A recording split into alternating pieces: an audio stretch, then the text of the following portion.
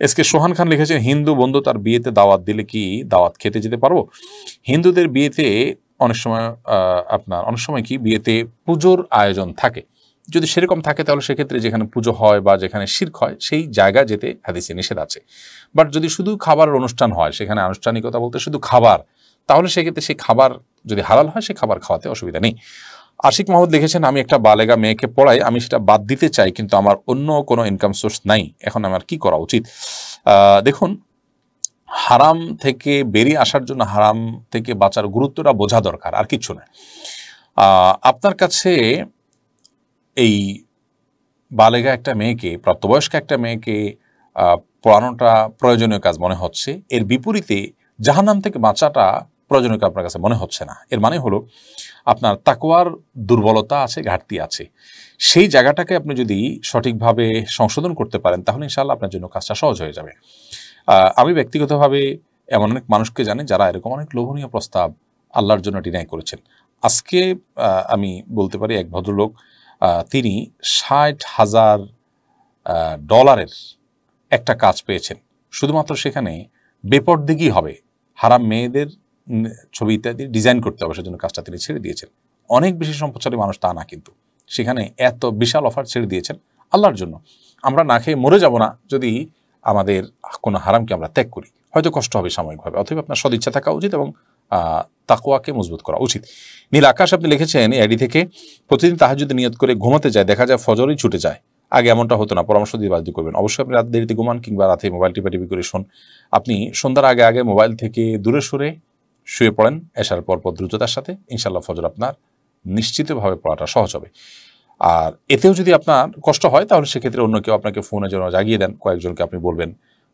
বিভিন্নভাবে আমরা উদ্যোগ গ্রহণ করলে এগুলো অসম্ভবপরের কথা, কঠিনও কোনো বিষয় নয়। এটা একান্তই আমাদের সদিচ্ছার অভাব এবং ঘাটতির কারণে হয়ে থাকে। এমনি সবুজ আপনি লিখেছেন, ভাতিজা মারা যাওয়ার পর ভাতিজার বউকে বিবাহ করা জায়েজ আছে কিনা? ভাতিজা মারা যাওয়ার পর ভাতিজার স্ত্রীকে চাচা যদি বিয়ে করতে চান সেটা জায়েজ আছে। এটা নাজায়েজ বা হারাম কাজ নয়, কারণ ভাতিজা বিয়ে করলে তিনি চাচার জন্য চিরতরে হারাম হয়ে যান না, বিধায় এটি হতে পারে। কিন্তু যদি সন্তান কাউকে বিয়ে করেন, বাবার জন্য তাকে আর বিয়ে করা জায়েজ হয় না, অর্থাৎ বাবা চাইলে তাকে আর বিয়ে করতে পারে না, আজীবনের জন্য হারাম হয়ে যায় বাবার জন্য। মোহাম্মদ শাহিন প্রধান আপনি লিখেছেন, আমার এক নিকট আত্মীয়ের বাড়িতে অবৈধ গ্যাস লাইনের মাধ্যমে রান্না হয়, সেখানে প্রায় আমার খাওয়া দাওয়া হয়, সেখানে খাওয়া কি আমার জন্য জায়েজ হবে? মূল খাবারটা যদি হালাল হয় তাহলে সেক্ষেত্রে আপনি হারাম খেয়েছেন এমনটি বলা যাবে না এর কারণে। কিন্তু যেহেতু অবৈধ গ্যাস লাইনের মাধ্যমে চুরি করা গ্যাস দিয়ে রান্না করা হয়েছে, অতএব আপনার এই খাবারটা খেতে গিয়ে আপনি হারামের আশ্রয় নিয়েছেন, অর্থাৎ একটা হারামে লিপ্ত আপনি হয়েছেন। হারাম খাননি কিন্তু হারামে লিপ্ত হয়েছেন। বিধায় এটা থেকেও আপনার বেঁচে থাকার ব্যাপারে সচেষ্ট থাকতে হবে এবং আন্তরিক হতে হবে। এবং এই সমস্ত বিষয়গুলো আমাদের অনেকের কাছে কোনো গুনাহের বিষয় মনে হয় না, অথচ এগুলো অনেক জঘন্য বিষয় এবং জাহান্নামে যাওয়ার জন্য যথেষ্ট হতে পারে। ইশতিয়াক লিঙ্কন আপনি লিখেছেন, ফোনের রিংটোনে বাদ্যযন্ত্রের সাউন্ড রয়েছে, নামাজ চলাকালীন রিংটোন বেজে উঠলে কি গুনাহ হবে? প্রথমত এরকম রিংটোন সেট করাই জায়েজ নাই। আপনি বিকল্প করে রিংটোন প্রয়োজনে সেট পরিবর্তনের চিন্তা আপনি করতে পারেন, যদি বিকল্প কোনো পথ না থাকে। আর নামাজ চলাকালীন যদি বেজে ওঠে তাহলে সেক্ষেত্রে তো আপনি গুনাহে লিপ্ত হচ্ছেন এবং আশপাশের মানুষকে যদি জামাতে হয়ে থাকে তাহলে অন্যদেরকেও আপনি গুনাহ করতে বাধ্য করছেন, বিধায় এটা খুবই গর্হিত কাজ। ওই অবস্থায় আপনি অবশ্যই হাত দিয়ে আলতোভাবে মোবাইল টিপে বন্ধ করে দিতে পারেন এবং স্থায়ীভাবে এই সমস্যার সমাধানের পথ আপনাকে অবশ্যই বের করতে হবে খুঁজে। প্রিয় দর্শক, দেখতে দেখতে আমরা 1 ঘন্টার অনেক বেশি সময় পেরিয়ে গেছি এবং আজকে আমরা অনেকগুলো প্রশ্ন উত্তর দেওয়ার চেষ্টা করেছি। এখনও বহু প্রশ্ন আমাদের কাছে আছে যেগুলো উত্তর দেওয়া সম্ভব হয়নি। ইনশাআল্লাহ আল্লাহ যদি আমাদেরকে বাঁচিয়ে রাখেন, পরবর্তী কোনো লাইভে আমরা সেগুলো উত্তর দেব। আল্লাহ সুবহানাহু ওয়া তাআলা আমাদের সবাইকে নিরাপদে রাখুন, ভালো রাখুন, সুস্থ রাখুন, ভালো কথাগুলো আমল করার তৌফিক দান করুন। ইন আসাবতু ফামিনাল্লাহ ওয়া ইন আখতাতু ফামিনাশ শাইতান। যদি ভালো কিছু বলে থাকি সেটি আল্লাহর তরফ থেকে, আর ভুল কিছু বলে থাকলে আমার এবং শয়তানের তরফ থেকে। আল্লাহ তাআলা আমাদের সকলকে ভালো কথাগুলোকে জেনে জেনে বুঝে বুঝে আমল করে আমাদেরকে আলোকিত করার, নিজের জীবনকে সমৃদ্ধ করার তৌফিক করবেন। এরপর আশরাফ আলী প্রশ্ন করেছেন, আমার 1 লাখ টাকা আছে, আমি 1 শতক জায়গা ক্রয় করেছি, নিজে দোকান দেওয়ার ইচ্ছা, নগদ আর টাকা নাই, আমার কি যাকাত দিতে হবে?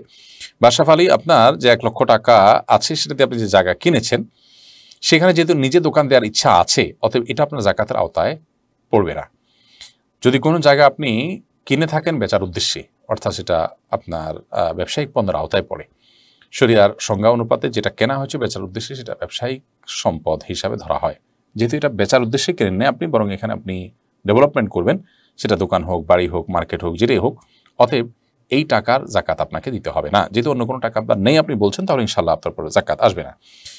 এরপরে কনিকা হোসেন লিখেছেন, বৃদ্ধাশ্রমে কি জাকাত দেওয়া যাবে? বৃদ্ধাশ্রমে যারা আছেন সাধারণত তারা অনন্য উপায়ে থাকেন। যদি কোনো বৃদ্ধাশ্রমে এমন কেউ থাকেন যার নিজস্ব টাকা পয়সা আছে, তার হয়তো খেদমত বা সেবা করার লোক নেই, তিনি নিজের টাকায় বৃদ্ধাশ্রমে থাকেন, কিন্তু তার আরও টাকা আছে, আমি জানি না এরকম আছে কিনা কোনো বৃদ্ধাশ্রম আমাদের দেশে বা কোথাও। যদি থেকে থাকে তাহলে সেরকম খাতে আপনি ঢালাওয়া জাকাত দিতে পারবেন না। আর যদি বৃদ্ধাশ্রমে যারা এসেছেন তাদের সবাই আর্থিকভাবেও তারা অভাবী বা এই মুহূর্তে তাদের সঙ্গতি নেই, তাহলে সেক্ষেত্রে আপনি তাদের জন্য জাকাত দিতে পারবেন। কিন্তু সেক্ষেত্রে বৃদ্ধাশ্রমের অবকাঠামো উন্নয়নের জন্য নির্মাণ কাজ ইত্যাদিতে জেনারেল ফান্ড আপনি দিতে পারবেন না।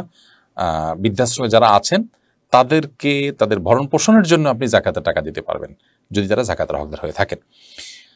প্রিন্স রাশেদ লিখেছেন, অজু থাকা অবস্থায় কোনো ভিডিও বা পিকচার দেখলে অজু ভাঙবে কিনা? না, এর কারণে অজু ভাঙবে না, তবে এর চেয়ে বড় কিছু ভেঙে যেতে পারে। যদি আপনি খারাপ কোনো ভিডিও, খারাপ কোনো হারাম কোনো পিকচার দেখে থাকেন, তাহলে সেক্ষেত্রে অজু ভাঙাতে কোনো গুনাহের বিষয় না, অজু ভাঙাতে কোনো খারাপ জিনিস না, অজু ভাঙতেই পারে। আপনার তাকওয়া ভেঙে যাবে, আপনার দিনদারিতা ভেঙে যাবে, আপনার আমল ভেঙে যাবে, নেকামল ভেঙে যাবে। অতএব সাথে সাথে তওবা করে আপনাকে এ ধরনের কর্মকাণ্ড থেকে বেরিয়ে আসার জন্য সংকল্প করতে হবে। ইমা আপনি লিখেছেন, আমি জাপানের একটি রেস্টুরেন্টে খাবারের বক্স তৈরি করি, সেখানে সকল আইটেমে শূকরের মাংস দিয়ে তৈরি হয়। এখানে আসার আগে আমি এই বিষয় জানতাম না, এখন চাকরি করার অর্থ আমার জন্য হালাল হবে না হারাম? যেহেতু সব খাবারে শূকরের গোশত থাকে, এবং আমি যতটুকু জানি বিস্কিট এবং শুকনো খাবারে পর্যন্ত শূকরের হাড্ডির গুঁড়া এটা সেটা বিভিন্ন কিছু দেওয়া হয়। মানে শূকরের ব্যবহার, শয়তান যেহেতু জানে যে এটাকে আল্লাহ তাআলা হারাম করেছেন, অতএব এটাকে এমনভাবে অবধারিত করে দিয়েছে যে সব কিছুর সাথে কম বেশি এটা মেশানো হচ্ছে। তো এরকম পরিস্থিতিতে আপনার সেখানে চাকরি করা অবশ্যই জায়েজ হবে না, হারাম হবে, কারণ আপনি সেখানে অন্যায়ের সহযোগিতা করছেন। আল্লাহ তাআলা সূরা মায়েদার 6 নম্বর আয়াতে বলেছেন, ওয়ালা তাআওয়ানু আলাল ইসমি ওয়াল উদওয়ান, কেউ পাপ কাজ করবে তুমি সেখানে সহযোগিতা করতে পারো না, তোমরা সেটা করবে না, এই নিষেধাজ্ঞা কোরআনে রয়েছে। বিধায় আপনি এই চাকরি ছেড়ে অন্য কোনো হালাল উপার্জনের চেষ্টা করুন। আমরা জানি যারা একটু ভালো থাকবার জন্য পৃথিবীর উন্নত দেশগুলোতে চলে গেছেন, তারা অনেকেই এই কষ্টে আছেন যে হারাম উপার্জন ছাড়া হালাল উপার্জনের জায়গাগুলো খুবই সীমিত, খুবই সংকীর্ণ। এরপরও আপনাকে হয় চেষ্টা করতে হবে, না দেশে ফিরে আসতে হবে। ইমানদারের জন্য হারাম কাজ করার কোনো সুযোগ নেই, সে জানে যে এই হারাম কাজের জন্য আমাকে প্রায়শ্চিত্ত করতে হবে, মূল্য দিতে হবে আখিরাতে। বিধায় আপনাকে অবশ্যই এখান থেকে বেরিয়ে আসার চেষ্টা করতে হবে। এমনি জাহিদ আপনি লিখেছেন, ফজর নামাজটা জামাতে পড়তে পারি না, দারোয়ানকে ডাকলে শুনে না, তাই বাসায় পড়ে ফেলি, এক্ষেত্রে নামাজ কবুল হবে কিনা প্লিজ জানাবেন। ফজর নামাজটা আপনি জামাতে পড়তে পারেন না, নিশ্চয়ই এটা আপনার দুর্বলতা, আপনি সেই দুর্বলতা কাটাবার চেষ্টা করবেন। বছর জুড়ে বা জীবনভর আপনি এইভাবে একা একা নামাজ পড়ে ফেলবেন এবং সেটা আপনার জন্য যথেষ্ট মনে করবেন, সেটা করার কোনো সুযোগ নেই। আপনার ফরজটা হয়তো আদায় হয়ে যাবে, কিন্তু ত্রুটিপূর্ণ আদায় হবে এবং ওয়াজিব তরকের গুনাহগার আপনি হবেন।